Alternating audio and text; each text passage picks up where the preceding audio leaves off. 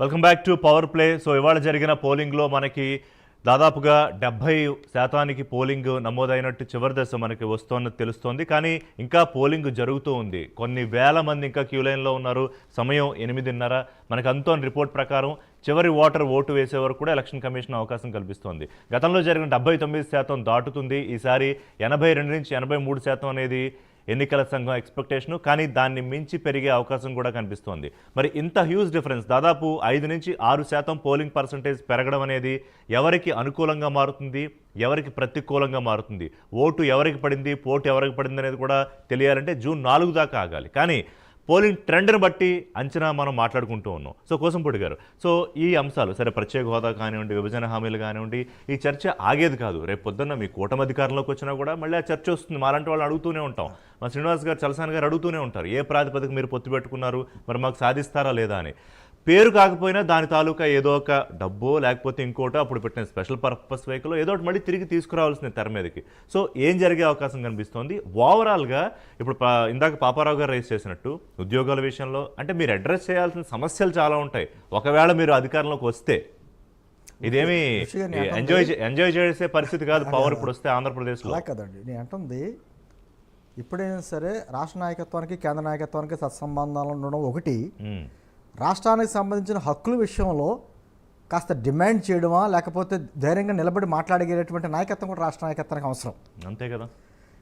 Vizag steel plant ఒక ఉదాహరణ.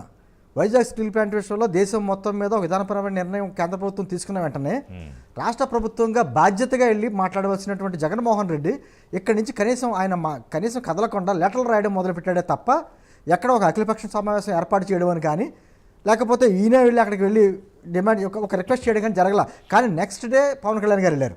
నేను అంటుంది, పవన్ కళ్యాణ్ గారు రాష్ట్రానికి సంబంధించినటువంటి అంశాల్లో రాష్ట్రానికి నష్టం జరిగితే మాత్రం అది పొత్తులో భాగమా లేకపోతే ఇంకోటి మాత్రం చూడరు. రాష్ట్ర ప్రయోజనాలు మాత్రమే ముఖ్యం మాకు.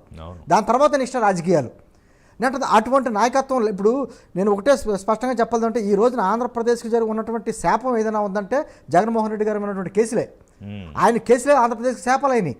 ఇక అక్కడేమో ఆయనకి సంబంధించిన బీజేపీకి సంబంధించిన అన్ని చట్టాలకు మద్దతు వెళ్తాడు, ఇక్కడికి వచ్చి దాన్ని వ్యతిరేకిస్తాడు. సిఏ బిల్లు కావచ్చు, రైతుల బిల్లు కావచ్చు, అనేక బిల్లులు. ఈరోజు ఏమంటున్నాడంటే ఈయన ల్యాండ్ టైటిలింగ్ యాక్ట్ గురించి కేంద్ర ప్రభుత్వం ఇచ్చినటువంటి బిల్లుని యథాతథంగా ఇక్కడ ఆమోదించలేదు. కేంద్ర నీతి ఆయోగ్ కొన్ని రికమెండేషన్ చేస్తుంది. ఇక్కడ నుండి కొన్ని అంశాలు చేర్చి కొన్ని ఇబ్బందికరమైన వాతావరణం చేర్చి ఒక భయాందోళన వాతావరణం ఉంది కాబట్టి ఆ అంశాలను మనం వ్యతిరేకిస్తున్నాం.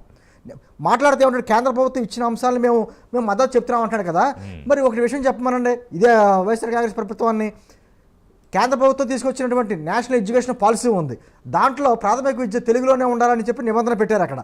మరి ఇక్కడ వీరేమంటారు, ఫస్ట్ క్లాస్ నుంచి కూడా నేను ఇంగ్లీష్ మీడియం పెడుతున్నామని చెప్పేసి మనం అంటున్నారు. మరి ఈ విధానం స్టేట్ పాలసీ ఇది. కానీ మీరు కేంద్ర ప్రభుత్వం చెప్పిన మాటనే యథావిధిగా తప్పకుండా మాట్లాడేది అయితే మరి అక్కడ ఆ విషయంలో ఎందుకు వ్యతిరేకిస్తున్నారు? వీరికి అనుకూలంగా ఉన్నటువంటి ఈ చట్టంలో ఎందుకు అంటున్నారు? నేను అంటుంది వైఎస్ఆర్ కాంగ్రెస్ పార్టీ కావచ్చు, లేకపోతే మాతో భాగంలో లేనటువంటి వామపక్షాలు కావచ్చు, ఇతరులు కావచ్చు, మేము ప్రత్యర్థి పార్టీలుగానే చూస్తాం తప్ప మేము శత్రువులుగా చూడం.